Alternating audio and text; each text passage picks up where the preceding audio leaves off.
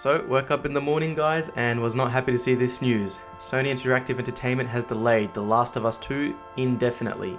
The news comes from an official Twitter post by PlayStation who said the following: Sony Interactive Entertainment has made the difficult decision to delay the launch of The Last of Us Part 2 and Marvel's Iron Man VR until further notice. Logistically, the global crisis is preventing us from providing the launch experience all our players deserve.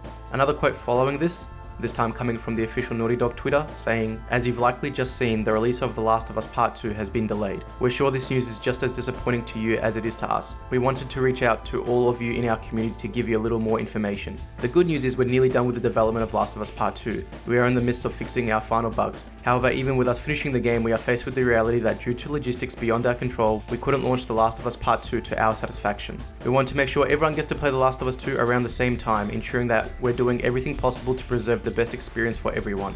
This meant delaying the game until such a time when we can resolve these logistical issues. We are bummed about this decision, but ultimately understood it's what's best and fair to all our players. We are hoping this won't be a long delay and will update you as soon as we have new information to share. We wish you all, your families and friends, the best of health.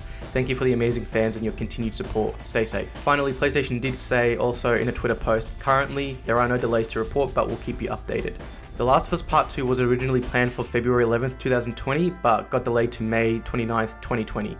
Naughty Dog is one of my favourite developers and one of the most prolific developers in the world, and many people thought with its release date right around the corner, the hopes of a delay would be slim to none. However, due to the recent outbreak of COVID-19, many businesses globally have had to rethink their business models, and gaming has been largely accepted from this rule due to the nature of how we consume video games. It's primarily in our house. This is the first major case of COVID-19 impacting the video game industry. The game does sound like it was originally going to keep its release date of May 29th, however, as Sony does say, due to its logistical issues, they cannot give everyone the same experience day one, which sounds like to me that some territories would have just flat out missed the release date. Now there is an argument out there that why don't you just release the game digitally and avoid the logistical issues altogether, but some territories just don't have the internet capacity to download their games digitally, and I think both Sony and Naughty Dog came to an agreement that everyone should be able to play the game at the same time and avoid any spoilers that could come up online. It's no secret that many developers face crunch time as development comes to an end just before a game's release date. Naughty Dog has been known to be one of the more intense game developers, with many staff members quitting during the development of The Last of Us 2.